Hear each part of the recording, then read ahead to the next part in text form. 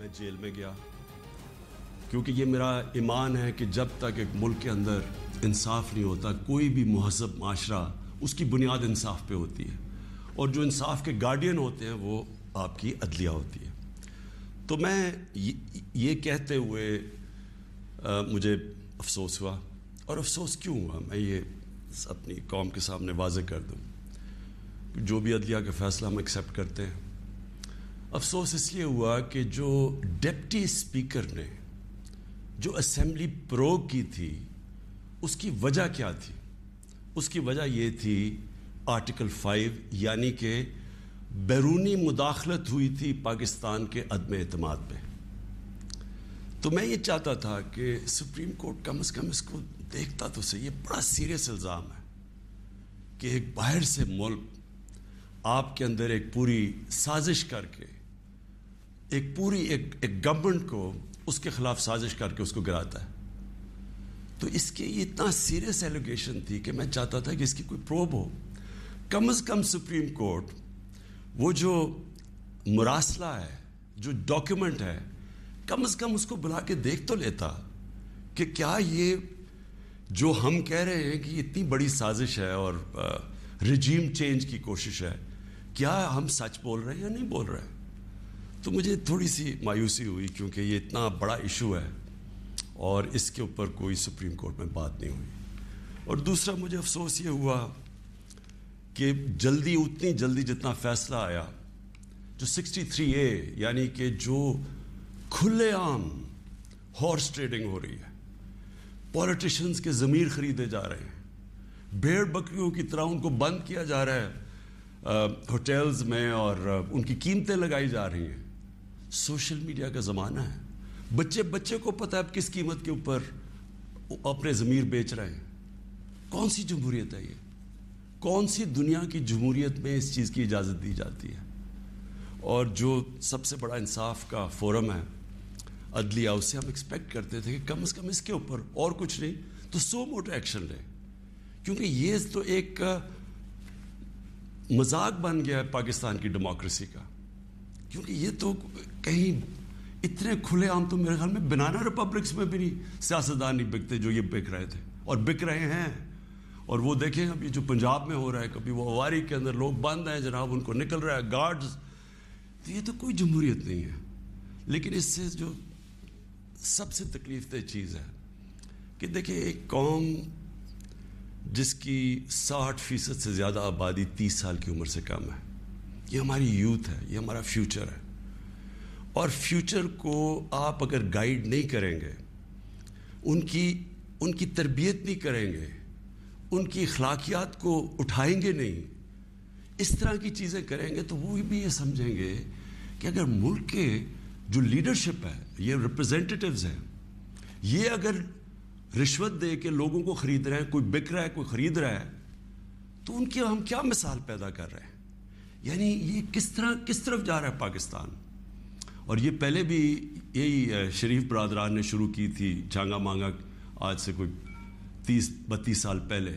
یہ تب شروع ہوا تھا یہ بھیڑ بکریوں کی طرح سیاستدان کو خریدنا, اور تب سے سیاست اور نیچے گئی ہے کہ جیسے لوگوں کو یہ پتہ چلا کہ یہ بک رہے ہیں, لوگوں سے ووٹ لے کے آ رہے ہیں کہ ہم آپ کی بڑی خدمت کریں گے, وہاں جا کے لوگوں کی ووٹ لے کے اپنے ضمیر بیچ رہے ہیں, اور پھر ریزرو سیٹس والے بک رہے ہیں.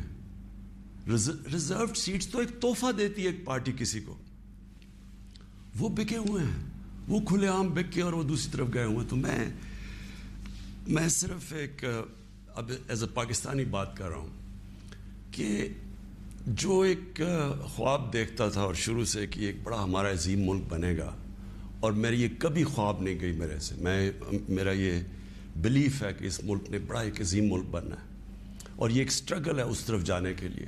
لیکن یہ بہت بڑا دھچکا لگتا ہے اس سٹرگل کو جب آپ یہ تماشا دیکھ رہے ہیں. تو دونوں چیزیں بڑی سیریس ہیں ملک کے مستقبل کے لیے. تو میں صرف میری مایوسی یہاں تک ہے, ہم نے عدلیہ کا فیصلہ تسلیم کیا, لیکن میں اس میں ضرور مایوس ہوں کہ اوپنلی جب یہ چیزیں ہو رہی ہیں پاکستان میں, اس کے لیے کوئی سیریسنس نہیں ہے. یعنی جو بھی انصاف کے ادارے ہیں, جو ہمارے پبلک ہے, وہ یہ جب تماشا دیکھ رہی ہے تو میں ایکسپیکٹ کرا کہ کوئی بھی اس کے اوپر جو میں میری زندگی کتنے 20 گرمیاں گزری ہیں انگلینڈ میں اور کافی اور بھی میں نے ٹائم گزارا, دنیا ٹریول کرتا تھا, کرکٹ میں ساری دنیا میں گیا ہوں. میں نے کبھی اس طرح کی چیز کسی بھی ویسٹرن ڈیموکریسی کے اندر نہیں دیکھی, کبھی سنا بھی نہیں ہے. نہ کوئی سوچ سکتا کسی کو خریدنے کا, نہ کوئی اپنے آپ کو اپنا ضمیر بیچنے کا سوچ سکتا ہے, کیونکہ معاشرہ اس کے خلاف کھڑا ہو جاتا ہے. جو میں نے اپنے لوگوں کو امر بالمعروف پہ بلایا تھا یہاں اسلام آباد میں, وہ اس لیے بلایا تھا کہ میں نے اپنی قوم کو یہ بتا رہا تھا آپ کی ذمہ داری ہے کہ جب آپ ایسی چیز دیکھتے ہیں, اگر آپ بدی کو کچھ نہیں کرتے, روکتے نہیں ہیں, وہ پھیل جاتی ہے معاشرے میں. وہاں جو میں نے دیکھا ہوا ہے ان معاشروں کے اندر جو مسلمان بھی نہیں ہیں, آپ یقین کریں جس طرح وہ امر بالمعروف پہ کھڑے ہوتے ہیں, میں تو کسی مسلمان معاشرے کو بھی اس طرح نہیں کھڑے ہوتے دیکھا. آپ ہمارے بیرون ملک پاکستانی ہیں, کبھی ان سے پوچھیں تو صحیح کہ کس طرح وہ معاشرے اچھائی کے ساتھ کھڑے ہوتے ہیں, بدی کے خلاف ہوتے ہیں, حق کے اوپر کھڑے ہوتے ہیں, باطل کے خلاف کھڑا ہو جاتے ہیں, قوم کھڑی ہو جاتی ہے.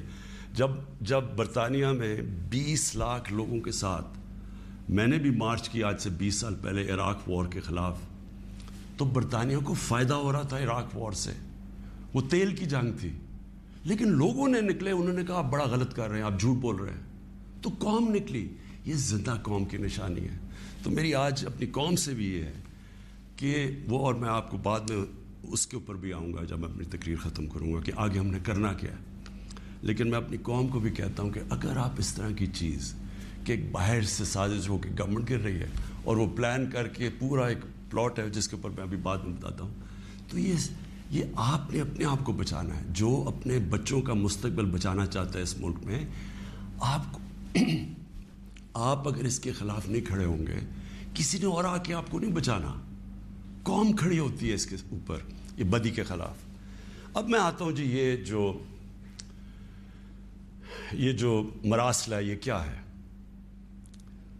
پہلے تو یہ سمجھیں اس کو ایک سائفر ایک ہوتا ہے. سائفر کا مطلب کیا ہے؟ سائفر یہ ہوتا ہے کہ ہماری جو ایمبسیز ہوتی ہیں باہر, وہ فورن آفس کو ایک کوڈڈ میسج میں سیکرٹ میسیجنگ کرتی ہیں کہ جو بھی ان کی انٹریکشن دوسرے ملکوں میں ہو رہا ہوتا ہے. وکی لیکس کا آپ کو سنا ہوگا چند سال پہلے, وہ کیا تھا؟ وہ یہی تھا کہ امریکن ایمبسیز جو اپنے سیکرٹ ڈاکیومنٹس بھیج رہی تھی, وہ کسی نے ان کو ایکسپوز کر کے وہ پبلک میں آ گئی, وہ وکی لیکس تھی. تو اسی طرح جو آپ کا یہ جو سائفر میسج آتی ہے یہ ٹاپ سیکرٹ ہوتی ہے. کیوں نہیں میں وہ کاغذ پبلک میں دے سکتا, کیوں نہیں میں میڈیا کو دے سکتا؟ کیونکہ اس کے اوپر کوڈ ہوتی ہے, اور اگر ہم وہ سائفر پبلش کر دیں تو باہر کی دنیا کو پتہ چل جائے گا کہ پاکستان کی کوڈ کیا ہے, لہٰذا ہماری جتنی بھی سیکرٹ انفارمیشن ہے وہ ساری ایکسپوز ہو جائے گی. اس لیے میں یہ پبلک کو نہیں دے سکتا. لیکن آپ یقین کریں کہ میں اتنا میرا دل ہے کہ پبلک یہ خود اپنی آنکھوں سے دیکھے کہ یہ کیا تھا. اب میں آپ کو بتاتا ہوں یہ ہوا کیا. ہوا یہ کہ ہمارا امریکہ میں جو امبیسڈر تھا اس کی ایک ملاقات ہوئی امریکن آفیشل کے ساتھ. اب امریکن آفیشل جو تھا اس کی بس صرف میں تھوڑی سی بات آپ کو بتاتا ہوں کہ اس نے کہا کیا. اس نے پہلے کہا کہ جی عمران خان کو روس نہیں جانا چاہیے تھا. وہ بڑا اس نے کوشش کی امبیسڈر نے بتانے کے لیے کہ اس کی وجوہات, ایک کنسنسس تھا, پہلے سے پلان بنا ہوا تھا, لیکن اس نے کہا نہیں, یہ صرف عمران خان نے فیصلہ کیا. پھر وہ جو کہتا, اور میں یہ چاہتا ہوں آپ قوم ذرا غور سے میری بات سنیں کہ اس نے کہا کیا. اس نے کہا کہ اگر آپ عمران خان کو یہ, اور اس نے کہا ابھی عدم اعتماد درج نہیں ہوا تھا پاکستان میں, اس سے پہلے یہ کہہ رہا ہے, یعنی اسے پتا تھا کہ عدم اعتماد آنے والی ہے. کہتا کہ اگر عمران خان اس میں سے بچ جاتا ہے عدم اعتماد سے, تو پاکستان کو بڑا مشکل یعنی کانسیکوینسز فیس کرنے پڑیں گے. تکبر دیکھیں کہ اگر عمران خان یعنی سٹنگ پرائم منسٹر اگر وہ نہیں ہٹتا اس میں سے تو پاکستان کو نقصان ہوگا. اور پھر کہتا لیکن اگر وہ ہار جاتا ہے تو پاکستان کو معاف کر دیا جائے گا. یعنی یہ بھی نہیں اس نے کہا کہ اگر وہ نہیں آتا تو جو بھی دوسرا آئے گا پہلے ہم دیکھیں گے وہ کیا کر رہا ہے پھر ہم اس کو معاف کریں گے. نہیں, اس نے کہا جو بھی آئے گا معاف کر دے گا. یعنی کہ اس کو پتا تھا کہ کس نے آنا ہے, کس نے اچکن سلوائی ہوئی ہے, کون تیاری میں بیٹھا ہوا ہے, اسے سب پتا تھا, تو اس کو معاف کر دیں گے. اب میں آج آپ کے سامنے جو میں اصل میں جو بات کرنا چاہتا ہوں وہ یہ ہے کہ دیکھیں ہم 22 کروڑ لوگ ہیں. 22 کروڑ لوگوں کے لیے کتنی توہین ہے کہ ایک حکم دے رہا ہے 22 کروڑ لوگوں کے الیکٹڈ سربراہ کو. وہ پتہ نہیں وہ کس کو حکم دے رہا ہے, کیونکہ میں تو چیف ایگزیکٹو ہوں, مجھے نہیں دے رہا. وہ کسی کو کہہ رہا ہے کہ اگر یہ آپ کا پرائم منسٹر بچ جاتا ہے تو آپ کو فیس کرنے پڑیں گے کانسیکوینسز. اور پھر کہتا ہے کہ اگر یہ ہٹ گیا تو معاف کر دیں گے ہم آپ کو. میں صرف آپ کو یہ کہنا چاہتا ہوں کہ میرے پاکستانیوں, اگر ہم نے اس طرح ہی زندگی گزارنی ہے تو ہم اپنے آپ سے سوال پوچھیں کہ ہم آزاد ہوئے کیوں تھے. ہم کیوں 23 مارچ کو سیلیبریٹ کرتے ہیں, ہم کیوں جناب 14 اگست کو بڑا جشن بناتے ہیں. اگر ہم نے اسی طرح رہنا ہے کہ باہر سے حکم آ رہا ہے کہ جی آپ نے اگر اس کو نہ ہٹایا, اور پھر ہوتا کیا کہ وہ شروع ہو جاتی ہے ایک دم ہمارے لوگ جانے شروع ہو جاتے ہیں. ہمارے جو اپنی پارٹی کے ایک دم پتہ چلتا ہے جی, ان کو ایک دم پتہ چلا کہ وہ تو جی تحریک انصاف تو بڑی گورنمنٹ بہت ہی بری ہے جی, عمران خان کی تو ساری برائیاں ان کو پتہ چل جاتی ہیں, اور وہ سارے ادھر اور ان کو بند کرنا شروع کر دیتے ہیں سندھ ہاؤس میں, اور وہ سارے ایک دم سارا ڈرامہ شروع ہو جاتا ہے. میڈیا کے اندر بھی پیسہ چل رہا ہوتا ہے. میڈیا کی یعنی میڈیا کو بھی شرم نہیں آئی کہ ایک لوگ پارٹی کے ٹکٹ پہ الیکٹ ہو کے دوسری پارٹی میں جا رہے ہیں, سب کو پتا ہے پیسے لے, وہ بھی اس کی سپورٹ کر رہا, بڑا جشن بنایا جا رہا ہے جی اوہو گورنمنٹ گر رہی ہے. یعنی جس طرح کوئی بہت بڑا کارنامہ ہو گیا یہ. اور پھر ہمیں آہستہ آہستہ چیزیں پتہ چلنا شروع ہوتی ہیں. پتہ یہ چلتا ہے کہ ان کے ڈپلومیٹس, امریکہ کے ڈپلومیٹس ہمارے لوگوں سے مل رہے ہیں چند مہینے پہلے. میرے اپنے 2 آ کے, ایک میرا کے پی کا منسٹر عاطف خان, وہ مجھے بتاتا ہے کہ ہماری شندانہ ہماری ایم این اے ہے, وہ کہتے جی ہمیں امریکن ایمبیسی میں بلا کے انہوں نے باقاعدہ کہا کہ یہ عدم اعتماد آنے لگی ہے عمران خان کے اوپر, اور ان سے بڑی لمبی, یعنی چند مہینے پہلے ان کو پتا تھا کہ آ رہی ہے عدم اعتماد. تو آہستہ آہستہ پتا چلا کہ یہ تو پورا پلان بنا ہوا تھا, تو ایک پوری اسکرپٹ چل رہی تھی یہاں. تو میں پھر اپنی قوم سے یہ کہنا چاہتا ہوں کہ دیکھیں یہ ضروری ہے ہم سب کے لیے فیصلہ کرنا کہ ہم کیا چاہتے ہیں. ہم ایک آزاد قوم بننا چاہتے ہیں, خوددار قوم بن کے رہنا چاہتے ہیں, یا اس طرح کے غلام چاہتے ہیں. اور کس طرح کے غلام, کیوں ان کو پتا تھا کہ جناب شیروانی سلائی ہوئی ہے شہباز شریف نے, اس نے باقاعدہ میسیجنگ کی. اس نے کہا جناب بیگرز آر ناٹ چوزرز. ان کو میسج کہ جی جو مقروض ملک ہوتا ہے اس کو غلامی کرنی پڑتی ہے, بیگرز آر ناٹ چوزرز. وہ دوسرا ان کا منسٹر بھیجتا ہے جی ہم تو لائف سپورٹ مشین پہ ہیں, تو وہ تو جب امریکہ چاہے بند کر دے, یعنی ہم تو ہیں ہی غلام.